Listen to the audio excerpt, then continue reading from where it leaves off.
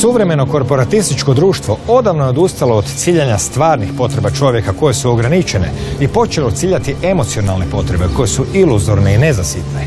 A jedna od dvije najjače emocije koje pokreću ljude je strah. Danas više nemamo nadnaravni strah od munje ili pomrčine mjeseca, ali zato imamo strah od smrti, samoće, usamljenosti, neuspjeha, otkaza, neprihvaćenosti. I metode borbe protiv straha su se promijenile, pa se umjesto žrtvovanja i magijskih rituala danas troše razni artikli i usluge. Preparati za pomlađivanje ciljaju na strah od starenja i neuspunjenosti života. Zabava cilja na strah od usamljenosti. Automobili i odjeća ciljaju na strah od neprihvaćenosti. Reklama puna bezbrižnosti i lepršavosti cilja na činjenicu da ljudi uopće ne uživaju u svakodnevnoj rutini, naporu i zamoru.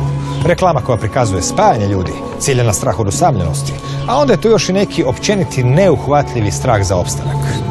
Strah je iracionalan, zato je tako pogodan, pa ga se prvo postavljanjem nedostižnih ideala kao mogućih kroz reklame stvara, a potom se nudi lijek za njega u vidu određenog proizvoda. O tom strahu se ne govori jer je sakriven iza društveno prihvaćenih obrazaca. A što je oku skriveno, to nas je oduvijek zanimalo ovdje. Na rubu znanosti.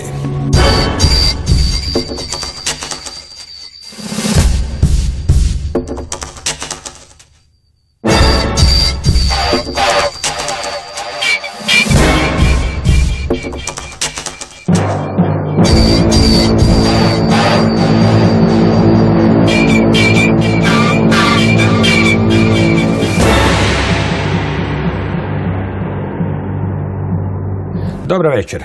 Korana Simonović, sociologinja koja je doktorirala na temu komercijalizacija emocija i straha i večeras ćemo se baviti upravo tom temom. Dobro večer. Dobro večer. Zbog čega ste se odlučili za doktorat na tu temu baš? U stvari, promatrala sam sebe i shvatila sam da imam tako puno emocija tokom svakodnevnog dana života i pitala sam se zašto one nisu onakve kakve se pokazuju na reklamama, u filmovima, u medijima. I mislila sam da bi trebalo vidjeti u stvari o čemu se radi, zbog čega postoji taj konflikt. Jedno je u meni i nešto drugo se pokazuje izvana. Počela sam čitati literaturu i vidjela sam da nema puno odgovora. I onda sam, čitajući, na neki način i osmislila cijeli taj koncept, dodala neke svoje stvari i tražila još više da u stvari ja dam odgovor sama sebi. Tu je bila neka motivacija. Ova cijela tema komercijalizacije straha, komercijalizacije, nije baš ne laka riječ, već imam strah od komercijalizacije kao riječi, je zapravo na prvu loptu ljudima dosta nejasna, makar svi znaju da nekako reklame i sve to igra na emocije i taj dio je recimo svima jasan. Da bi se malo ušlo u dubinu, jer vaš rad od jedno 270 strana je zapravo i prepun vrlo dobrih citata iz prethodnih desetljeća gdje čovjek zapravo ustanovi da je sve o čemu danas pričano već ispričano i da se može još više aktualizirati u današnje vrijeme. Međutim, mi ćemo proći kroz neke pojmove koje ste vi doticali i oblikovali, jer mi ljudi smo ipak naučeni razmišljati u riječima i slično. Da vidimo kako se došlo od što je to uopće strah, što je to uopće proizvod, što je tržište i kako to su sve pojmovi koji se naizgled podrazumijevaju, ali u biti možda i ne. Pa eto, na samom početku rada iznijeli ste tu tezu da tržišna logika suptilno i prikriveno prodiru emocije i strah koji onda postaju komercijalizirani. I to se odmah na početku pojavlja jedan pojam koji nije od jučer s nama, ali široj publici nije poznat, pojam disneyzacije. To je dio te šire priče o kojoj pričamo. Bilo bi ga dobro objasniti što on zapravo podrazumijeva. U stvari, sve ove pojmove je bilo jako teško naći. Trebalo je dugo vremena da se svi ti pojmovi istraže u literaturi i stave na jedno mjesto, tako da pojasne pojam komercijalizacije. Zato što taj pojam baš sam po sebi, komercijalizacija straha i emocija, nije toliko aktualan na sceni znanstvenoj. Disneyzacija u stvari znači da se obrazac Disneyland parkova prebacuje na samo društvo. Znači da je društvo organizirano po tim principima. ali u tom smislu da je pretpostavka da je tržište sad došlo iznad društva, odnosno da nije više tržište ukotvljeno u društvo kao što je ekonomija, politika, obrazovanje, nego je tržište izašlo van i ono sad kontrolira život, strukturu, funkcije samog društva. I u tom smislu Disneyland parkovi imaju za svoj zadatak zabavljati ljude, ali teoretičari koji se bave diznizacijom gledaju šta se događa s druge strane zavjese. Znači, na onom vidljivom planu je zabava, sreća, igra. Ali šta je s druge strane? S druge strane se u stvari nalazi kontrola i manipulacija. U kom smislu? Prvo, što je u stvari ne tako važno za onog ko je posjetitelj, za onog ko sudjeluje u društvu, odnosno ko sudjeluje u bilo kojem tržišnom odnosu, šta se zbiva sa onim ljudima koji rade s druge strane. Znači, u slučaju tog koncepta diznizacije govori se o tome da ljudi koji su zaposleni u Disneyland klubovima, parkovima, a isto tako ljudi koji rade i u bilo kojem sektoru proizvodnom, odnosno koji rade za tržište, u stvari imaju direktive od poslodavca ili od uprave da moraju pod opisom svojeg radnog mjesta u stvari kontrolirati svoje emocije.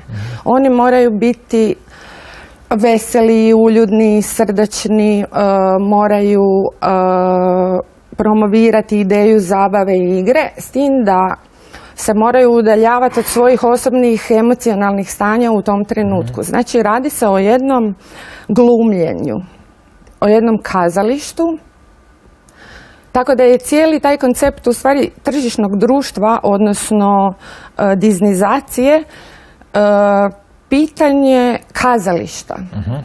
Dobro, vratit ćemo se poslije. Ali onda još imamo i kontrolu posjetitelja.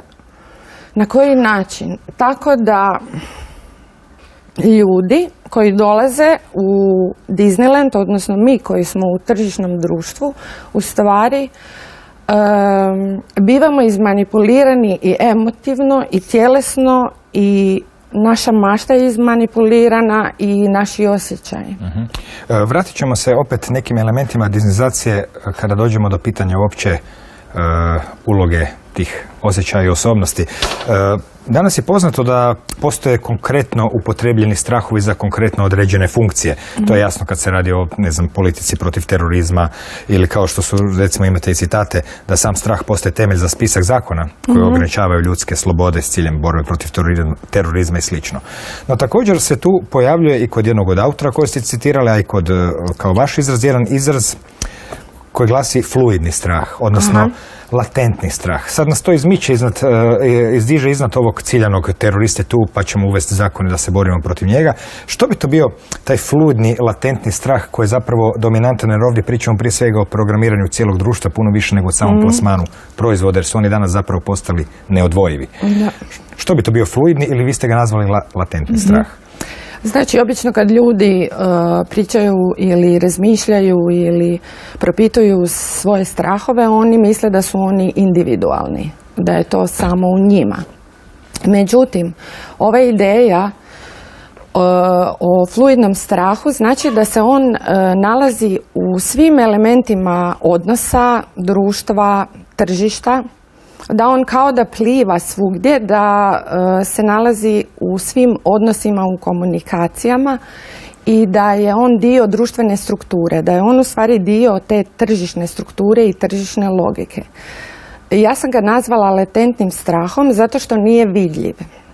Znači, u principu, kad pričamo o strahu, mislimo da onda moraju biti vidljivi neki elementi, manifestni. U ovom slučaju ne mora biti to jaka emocija uzbuđenja, tako da je ona vidljiva ili mjerljiva. Znači, to bi bila jedna kronična, od jutra do mraka nesigurnost, neizvjesnost, očekivanje nekakve opasnosti, ugroženost. Čak i biokemijski zapravo to neizmjerljivo. Da, to je neizmjerljivo, ali sad je stvar ko definira taj strah. Recimo, neuroznanost ili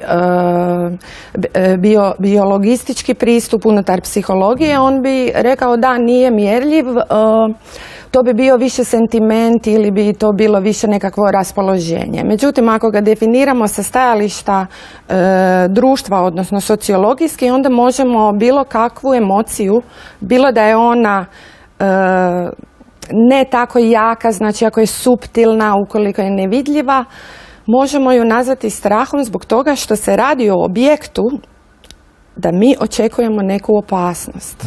Znači, u tom smislu se strah može definirati ovisno iz koje znanosti gledamo na taj fenomen.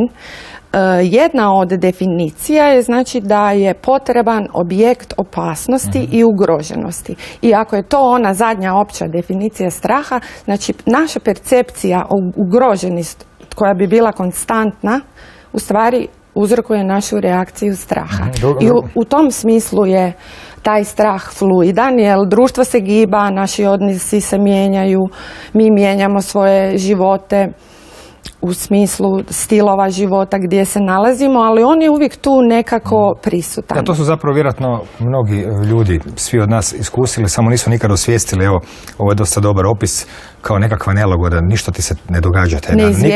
Nitko ti ne prijeti ničime, ništa se ne zbiva, ali opet kao stalno imaš osjećaj da moraš paziti kuda hodaš, da tako kažem. Tako. Dobro, inače sociologija je taj fenomen straha na neki način prepustila drugim disciplinama, doći ćemo kasnije na to, ali kada pričamo o tom osjećaju straha, iz njega proizlazi nešto što nas dovodi do komercijalizacije straha. A to je sama komercijalizacija emocija koja može prema recimo vašem radu biti dvojaka. Prije svega je u ovom slučaju reći o emocijama na radnom mjestu, ali to je dosta dobar pokazatelj. Može biti nešto što ste nazvali plitkom glumom i nešto što ste nazvali prodajom osobnosti. Što su te dvije kategorije? Ok, u principu ja sam te pojmove preuzela od Hochschildice, koja se bavila komercijalizacijom osjećaja na radnom mjestu. Ona je primijetila da postoji duboka i plitka gluma, najčešće kod onih radnih mjesta koji su usmjereni na kontakte sa klijentima. Recimo, odgajateljska radna mjesta, stjuardese, šalterski radnici, menadžeri. Znači, u tom smislu, kad god posao podrazumijeva ne samo neki intelektualni rad, nego komunikaciju s drugim ljudima, u opisu samog posla se podrazumijeva da osoba mora biti ili vesela ili srdačna, znači da mora producirati te neke emocije u sebi. U tom smislu plitka gluma bi bila ona površna, facijalna reakcija kad, to smo svi iskusili, kad dođemo na šalter ili kad smo u avionu ili kad razgovaramo sa tajnicom, da se onako... I pritom kaže, oprostite, ne mogu vam pomoći. Da, nasmiju se i stave facu, što je isto jako teško. Zato što ona zna ili on da je u opisu radnog mjesta to preduvjet. Znači to je jedan pritisak tržišta, odnosno na nižoj razini to je pritisak samog radnog mjesta. Da, niko nije direktno rekao sad se ti nasmiješi. Čak i to. Znači ukoliko želite posao kao stjuardesa ili želite posao kao šalterska radnica ili puno tih radnih mjesta ima čak u opisu radnog mjesta kako se morate ponašati i da morate u stvari izazivati tu srdačnost sa klijentima. To je recimo dosta lako i prepoznati. Ova druga kategorija prodaja osobnosti je sad već malo teža kategorija. Što ona podrazumijeva? Sad ova druga kategorija je teža zato što isto u opisu radnog mjesta stoji i baš unutar ovog što smo spomenuli malo prije, a to su Disneyland parkovi, odnosno ukoliko je cijelo društvo Disneyland park, postoji zahtjev, znači pritisak od samog radnog mjesta, opet kažem od tržišta, zato što mi ulazimo u odnos sa tržištem jer radimo nešto za novce.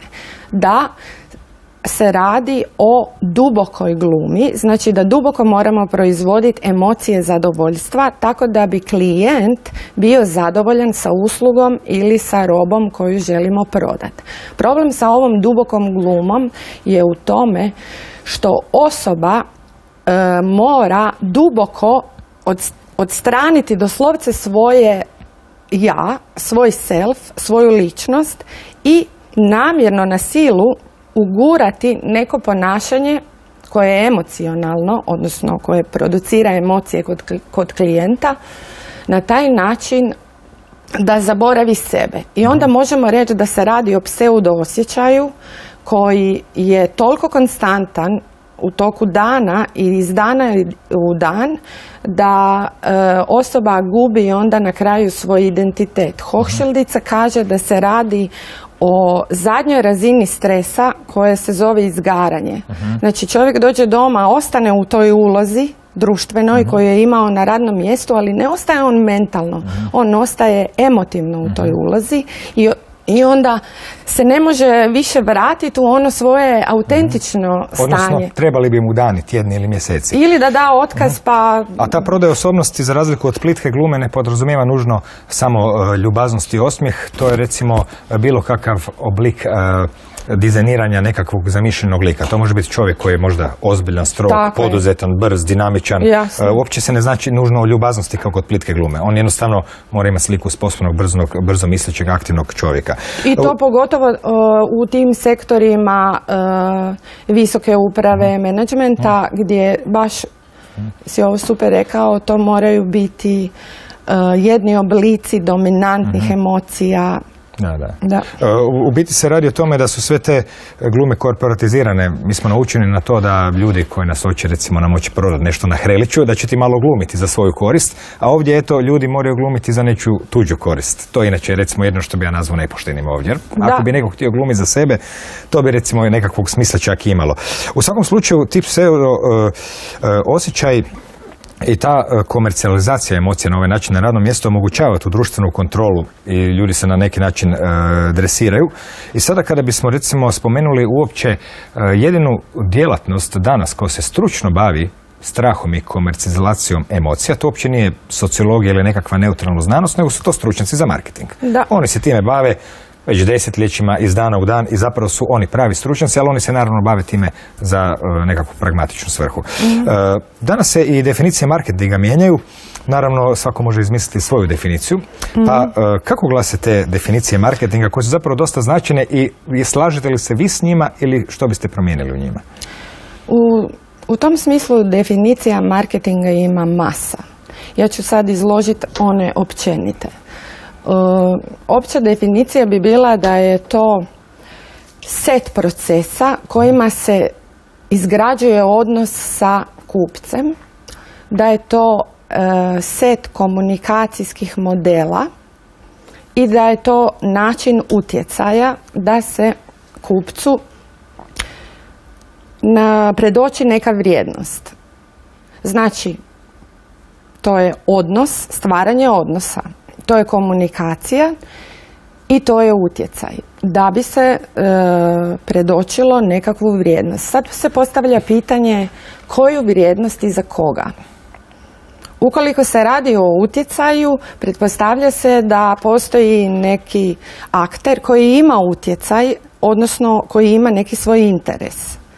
Znači da je u tom smislu interes možda ne mora podrazumijevati interes onog koji je s druge strane.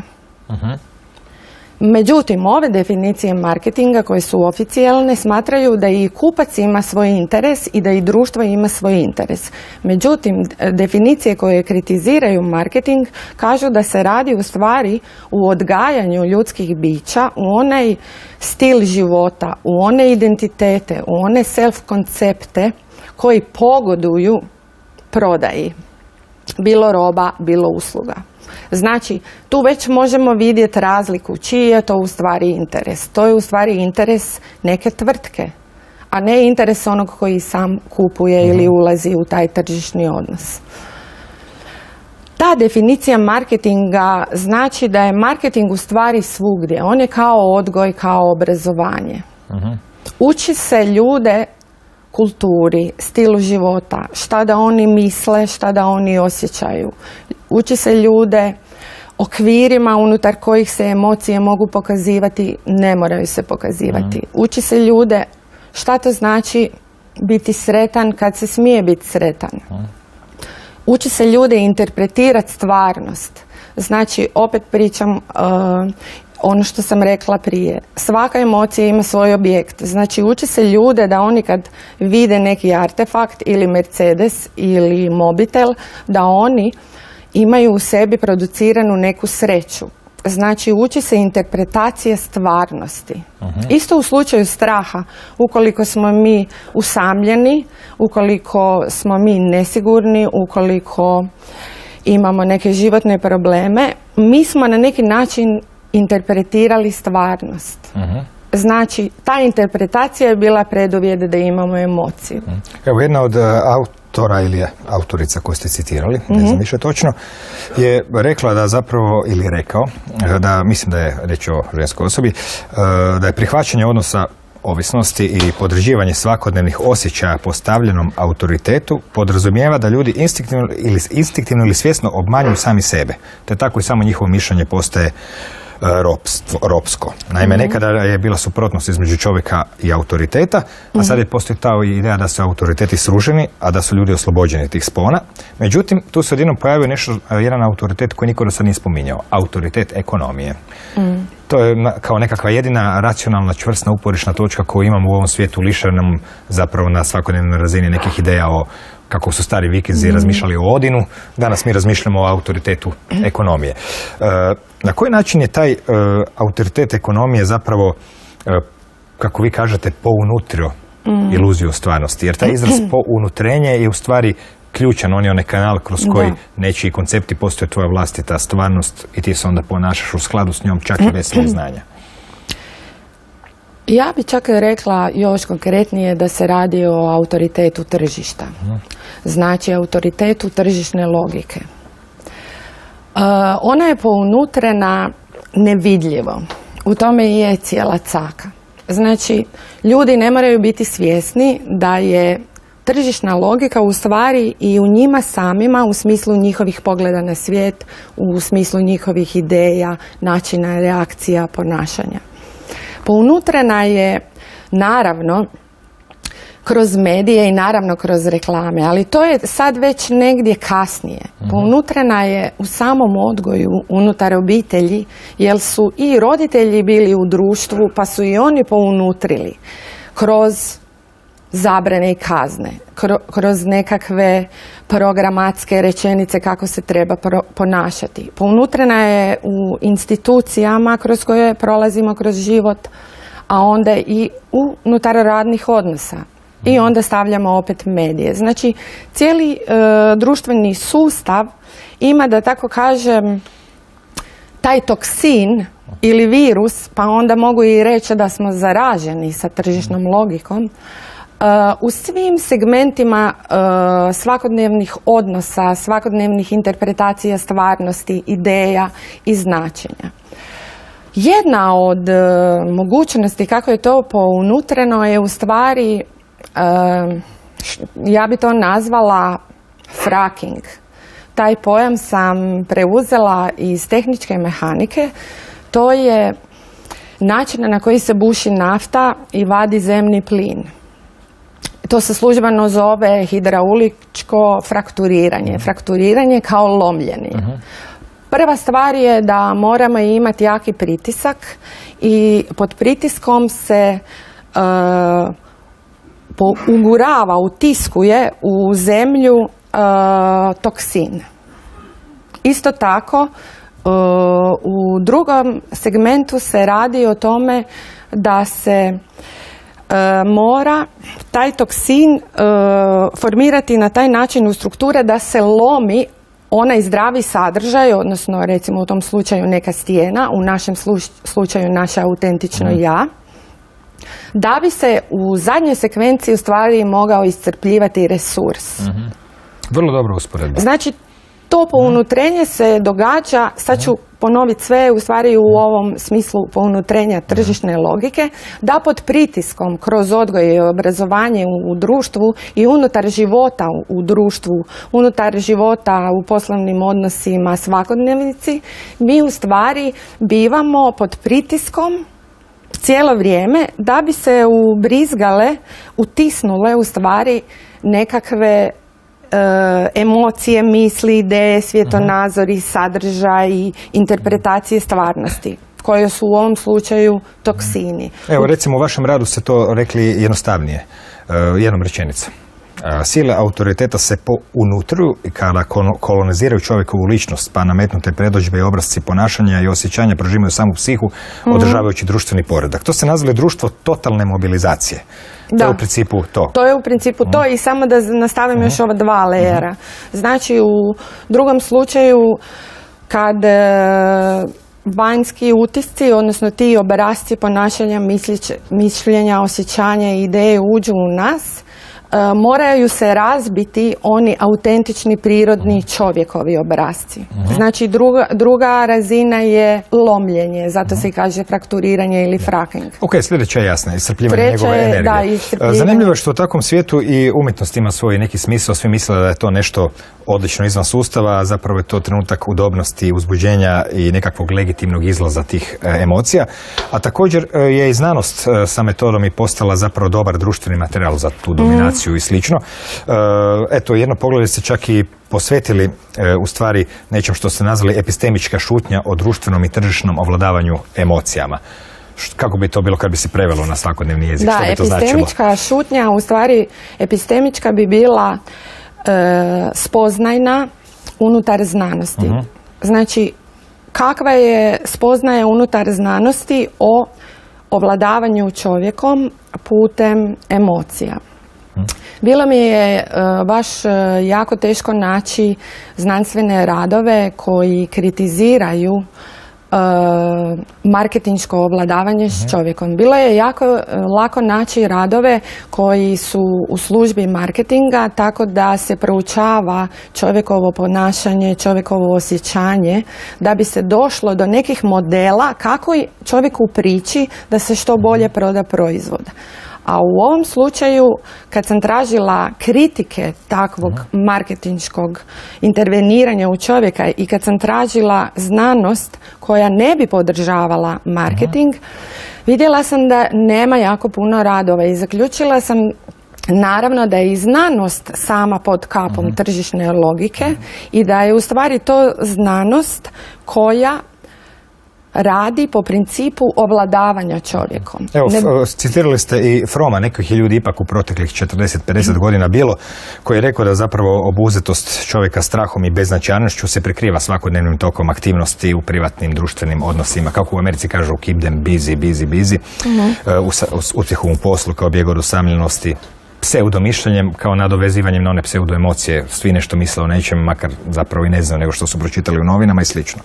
I to nas zapravo i dovodi do tog kulturnog imprintinga, odnosno učitavanja koje je vezano uz to da društvo proklamira slobodu, a zapravo je nema. Naravno i mito racionalnosti, kao sad smo racionalni, to je sve razumno i logično, kao da recimo jako je razumna stvar da tržište diktira i stavlja ljude u svoju službu.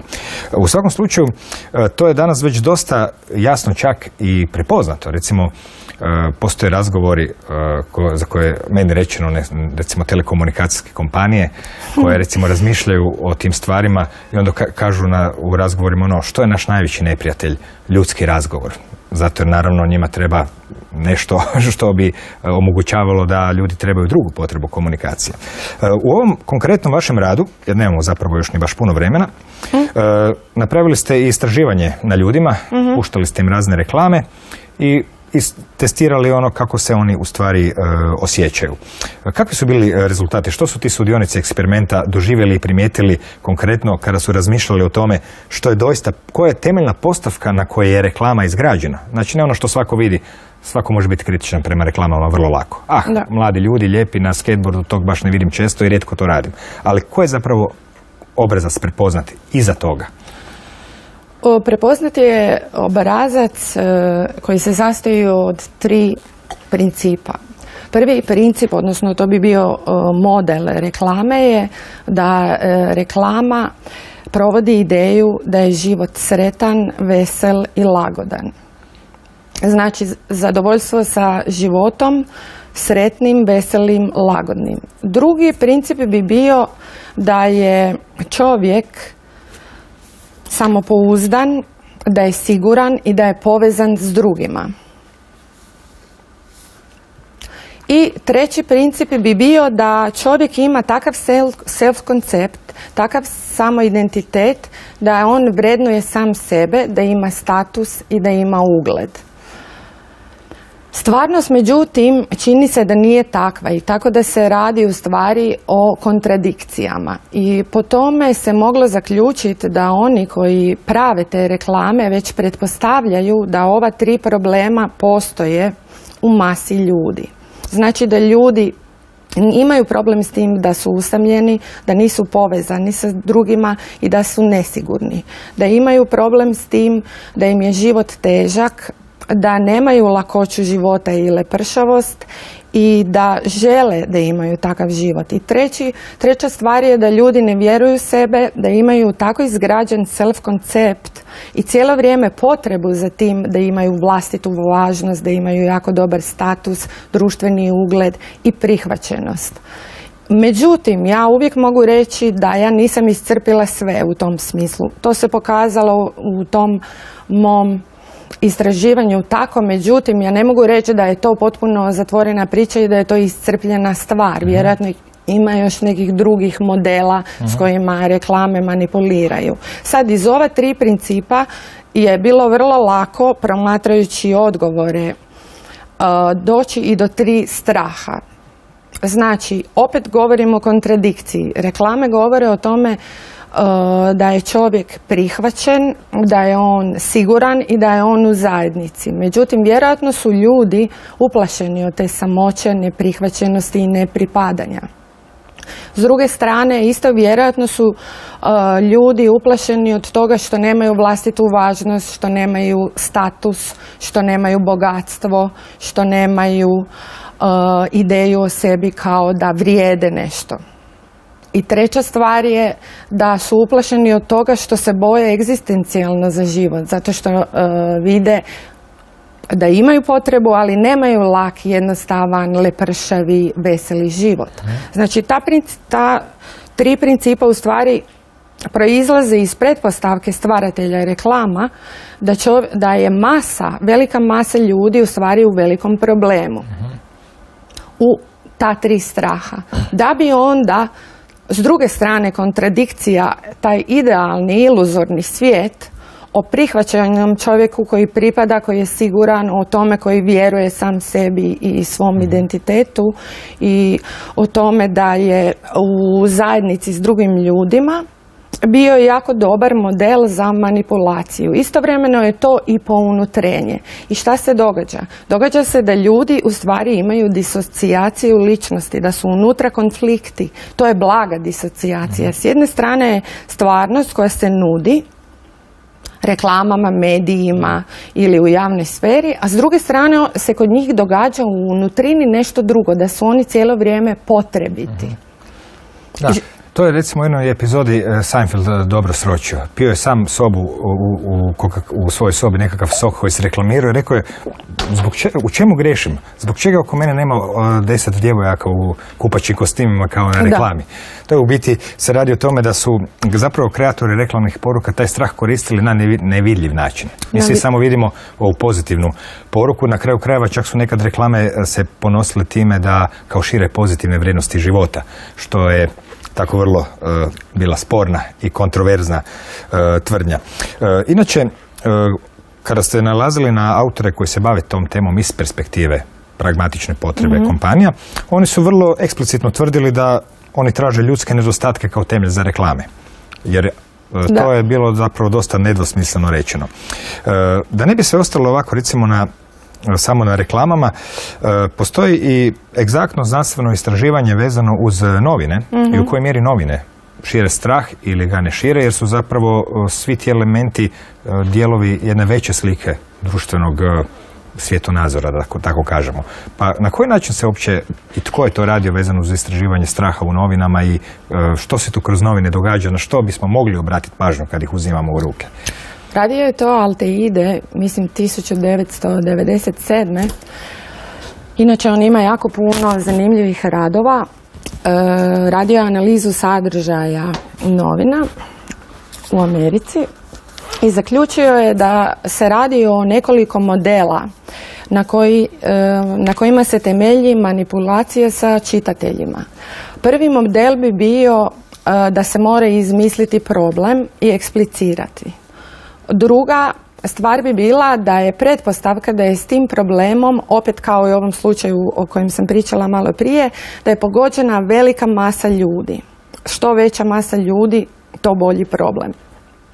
U trećoj točci analizira se sam taj problem tako da se može interpretirati i vidjeti s kojim je sve momentima društvenog života povezan. U četvrtoj i petoj točci se pronalazi način izlaženja iz problema, s tim da se na kraju identificira akter koji će riješiti taj problem.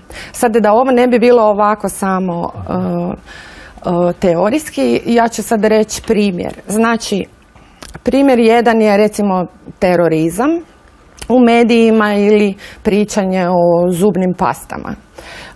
Problem je nazvan terorizam, identificirane su sve veze sa ostalim društvenim akterima, pretpostavlja se da je velika masa ljudi pogođena s tim problemom.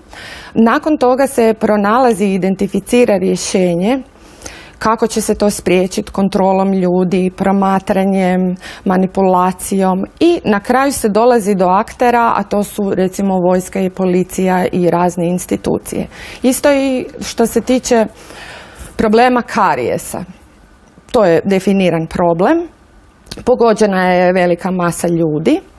Taj problem je povezan sa higijenom. Imamo artikl zubnu pastu. U nju se stavlja flor. Akter provedbe, odnosno rješavanja problema je Svjetska zdravstvena, Američka zdravstvena organizacija i sami centri koji proizvode i prodaju pastu. Ovo su sad par primjera. Ja sad mogu nabrajati do beskraja. Makar bih ja recimo rekao da ipak ova dva primjera su malo različiti jer doista mnogi ljudi imaju karijese. Čak je on to i naveo. Da. A međutim, za razliku od toga, većina ljudi zapravo nije doživjela apsolutno nikakav teroristički napad. Da. Možda na cijelom svijetu je par tisuća ljudi doživjelo teroristički napad i da nije pisalo u novinama, nitko za to ne bi ni znao. I tu baš i je ta manipulacija o kojoj ja govorim, da je pounutrena. Ima jako puno baš ovakvih primjera, da je problem izmišljen upravo zato da bi se kasnije moglo raditi o manipulaciji. Pa sjećam se jednog istraživanja koje je bilo provedeno uz količinu straha koje ima dijete živeći u Americi, gledajući televiziju ili živeći na Bliskom istoku u krajevima koji su direktno pogođeni nekakvim ratnim ili građanskim sukobima. Ispostavilo se da ovo dijete na Bliskom istoku u svakodnevnom životu ima daleko manje straha nego američko dijete i zapravo je to logično. Negdje eksplodira bomba udaljena 5 km, ako te nitko nije obavijestio o tome, ti za to ne znaš, što traje 1 sekundu i gotovo je. Međutim, ako se kroz medije pumpa 10 dana, naravno da ti imaš osjećaj da iza svakog ugla se krije neko ko ti želi nešto loše. Inače, reklame su također nazvane u ovom vašem radu između ostalog i upraviteljima raspoloženja. Znači, nije to samo prodaja i komercijalizacija straha, nego i stvaranje duševnog stanja ljudi. Na koji način one to rade? Možda su isto neki dobri primjeri, mogu malo osličiti. Ima primjera u tom smislu, praktički se cijelo vrijeme vrtimo oko istog, zato što čovjek, ukoliko je ispražnjen, ukoliko ima svoje pseudo osjećaje, a istovremeno ima i pseudo potrebe, ispod toga osjeća cijelo vrijeme da mu nešto nedostaje. Poseže za artiklima koji bi mu mogli nadopuniti taj nedostatak. Znači koji bi mu nadopunile nesretnost, usamljenost, ostavljenost, nevrijednost, self-koncept da je neadekvatan. Radi se onda baš o tome zbog toga što je jedina i isključiva pretpostavka da kad bi ljudi bili sretni, kad bi ljudi bili zadovoljni, kad bi ljudi bili ispunjeni, tko bi onda posezao za vanjskim artefaktima da si još više omogući zadovoljstvo života? Pa upravo ovaj pojam, ovo razmišljanje da je ko je najveći konkurent telekomunikacijskih kompanija, pa bi čovjek očekivao razmišljanje televizija, internet, nešto treće, pa je zaključeno da je to ljudski razgovor, se danas nažalost manifestira u dječjim parkovima.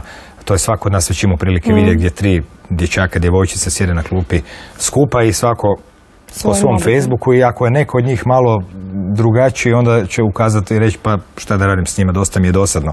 U svakom slučaju ovdje se cijelo vrijeme strah povezuje na neki način sa izoliranošću i usamljenošću. Da. I tu sad dolazi još jedan proces koji je na neki način slabo vidljiv, ali stalno prisutan. I nekad je čak promoviran kroz ljudsko društvo kao pozitivan. Recimo, cijelo 20. stoljeće se bazira na mitu da se gradi individualnost. Da. Odnosno, u vašem doktorskom radu je to nazvano procesom individuacije. Što je to proces individuacije zapravo? Zapravo je to ono što sam rekla na početku, to je taj kognitivno-emotivni fracking. To znači da se u čovjeka umeće njegova individualnost da bi on bio spontano, dobrovoljno podređen tržišnoj logici. Tako da se ne vidi neka razlika između aha, ovo je izvana, tu mene neko podređuje, nego da se baš pod pritiskom stavi sadržaj u čovjeka, sadržaj misli, sadržaj samopoimanja, sadržaj emocija, način na koji interpretira stvarnost, na taj način da to postane dio njega. Ovo je sad malo delikatna priča, jer ona u tom smislu ipak podrazumijeva da mi imamo neke konflikte i da mi imamo disocijaciju, jer možda onaj zdravi dio još uvijek je ostao živ, možda fracking nije uspio totalno rasturiti tu neku moju autentičnu bit koja je samo zadovoljna iz moje referentne točke, a ne da ja cijelo vrijeme moram zadovoljstvo tražiti izvana, u vanjskom prihvaćanju, u vanjskim autoritetima, u pripadanju nekakvim autoritetima ili nekakvim grupama. U tom smislu pounutrenje podrazumijeva i da je autoritet postao anoniman. Recimo, nije mi više autoritet predsjednik ili moj tata ili učitelj u školi. Ali svi ljudi u tramvaju koji će vidjeti da imate tenisice iz prošle sezone, pa će vas biti sram. Postaju autoriteti. Znači, autoritet je anoniman i fluidan i nevidljiv, ali i možda često puta čak i umišljen. Da. U većini slučajeva. Mada ga zapravo društvo čak umjetno i stvorilo. Ljudi su danas doista u stanju gledati nekog drugačije ako ima stari model nečega, što god to bilo. Auto, tenisice. I radi se o tome da se baš na ovom primjeru u stvari vidi kako se manipulira sa sramom, kako ljudi se ne usude izlaziti među ljude ukoliko nisu zadovoljili kriterije vanjskog izgleda, imidža ili nekakvog ponašanja i emotivnog izražaja koje ne bi bilo potkrepljeno pozitivno od društvene sredine. Ovaj proces individuacije koji je ovako simbolički i alegorijski povezan s frackingom u stvari stvara te preduvjete. Znači možeš biti usamljen, nesretan, nezadovoljan, onda si laka žrtva. Naime, nije teško primijetiti da oni mjesta gdje su ljudi skupa, gdje se druže, glasno smiju pričaju, uopće nema prostora ni vremena. Niti za reklamu, niti za internet, niti za, ne znam, iPhone i slično. Na neki način je to u stvari ta individualizacija koja se toliko hvali zapravo je preduvjet. Naravno, sad ne bi trebalo ući u drugu krajnost pa reći svi moraju biti isti. Da. Vjerojatno postoji nekakva razlika, makar kod ove istosti ste barem vidjelo, aha, svi su isti. A kod ove različitosti u stvari se čini da su svi različiti, a u stvari su zapravo svi isti jer moraju kupiti isti proizvod. To je naravno 70-ih i 80-ih su marketinške kompanije to uočile i skovale izraz lifestyle, koji prije nije postojao jer nisu znali kako da prepoznaju tu individualizaciju. U konačnici, kada zadnje poglavlje se zove, evo, kao sublimira u jednoj rečenici ovo sve o čemu pričamo, komercijalizacija emocija i straha kao forma tržišne kontrole. Je li u pogled na tržišnu kontrolu i na reklame zaista se u konačnici, kad ih danas gledate 3 godine nakon što ste ovo napisali, i dalje može svesti na strah ili ste uočili još neke gore stvari ili možda bolje stvari? Mnogi ljudi, kada sam im spomenuo ovu temu, su rekli šta je to komercijalizacija straha. Međutim, lako je objasniti, svaka reklama zapravo je primjer za sebe. Reklama gdje vidimo sretne ljude kako komuniciraju svijetom, u stvari očigledno pokazuje strah od usamljenosti i slično. U stvari, iskreno mogu reći da sad kad gledam na to, mislim da se to mora dodatno proširivati i da tu ima jako puno još drugih modela i mehanizama kojima tržišna logika manipulira čovjekom i ima jako puno mehanizama kojima se pounutruje tržišna logika i treba na tome raditi. Ova priča nije zatvorena. Međutim, sama ta komercijalizacija koja je u stvari dio tržišne kontrole podrazumijeva da postoji pounutrenje tržišne logike. Ukoliko ne bi bilo pounutrenje tržišne logike, ne bi se mogla i desiti ta tržišna kontrola. Baš zbog toga što je to unutar nas i mi mislimo da su to naše individualne misli, individualna emotivna stanja i da je to samo naše osobno, a ne vidimo da je to u stvari jedan mali prostor u nama koji se nalazi u svim ljudima i u cijelom društvu i u cijeloj tržišnoj sferi. Baš zbog toga je kontrola moguća jer je nevidljiva. Nema otpora ja spram nečega, nego ja reagiram onako, pa uostalom pa emocije su moje, kako one mogu biti tržišne. Pomalo je bilo čak i ovako neugodno na više razina, što zbog podsjećanja, što zbog empatije ili slično, čitati izjave ljudi s kojima ste radili ankete, kada ste profesori, ekonomisti, sociolozi, ne znam, tehničari, psiholozi koji su opisivali situacije, cijeli dan me strah na poslu, izložen sam ovom šta će mi netko reći, mrzim svoj posao, uopće ne želim tamo biti. I zapravo iz takvih istraživanja itekako se jasno vidi nešto što negdje podsvjesno znamo, da je taj strah sve prisutan i pritom još ugrađen izvana ugrađen prema unutra. Ne? Imate li neki lijek za taj strah? Imam privatni lijek, ali ja mislim da bi svaki čovjek trebao... Jer ja isto znam neke ljude koji imaju privatni lijek za taj strah, zove se alkohol, ali nadam se da to nije to. Ne. U stvari to je i dio tržišta, da postoji... Tako jaki strah da ti treba alkohol. Da, i alkohola, i tableta, i nekakvih artikala. U stvari to je taj formalni lijek. Ali ovaj lijek koji bi bio u stvari na strani samog čovjeka, ja mislim da svaki čovjek mora naći za sebe. Ali prije toga bi trebao sjest u miru i tišini i propitati se koje su moje potrebe, koje su moje emocije, koje su moje želje. Otkud sam ja pobrao svoje misli? Da li ja samo recikliram nešto što sam pobrao u medijima, u novinama? Da li se ja ponašam tako da recikliram reklame i filmove? To bi bila predstepenica za traženje lijeka. Dobar savjet, ali mora se odmah reći i rizik tog savjeta. S tog puta nema povratka. Nema. U samom slučaju, Korena, hvala i do neke sljedeće slične teme. Ja se nadam, vidimo se i opet. Hvala na dijeljenju ovog doktorskog rada koji do sad zapravo je pročitalo vjerojatno nekoliko kolega koji su ga recenzirali i slično.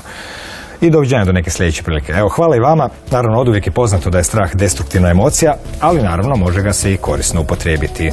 Korisno recimo za korporacije koje nakon sijanja straha, kao što smo vidjeli, žanju plodove, i ključno što je taj suvremeni strah utkan u temeljne pretpostavke slike svijeta koja se prezentira kroz takozvani svijet slobodnog tržišta, gdje zapravo ne postoji apsolutno ništa slobodno, a pogotovo to nisu oni na kojima se slobodno tržište temelji, a to su ljudi. Ali nema problema dok to ne shvate. Zato su strahovi postali strukturirani, nevidljivi, upravljani, a ponekad je doista dovoljno pogledati u lice nevidljivim silama koje nas vode, jer to su uglavnom uvjerenja koja smatramo našima. Mada oni to nisu. Laku noć.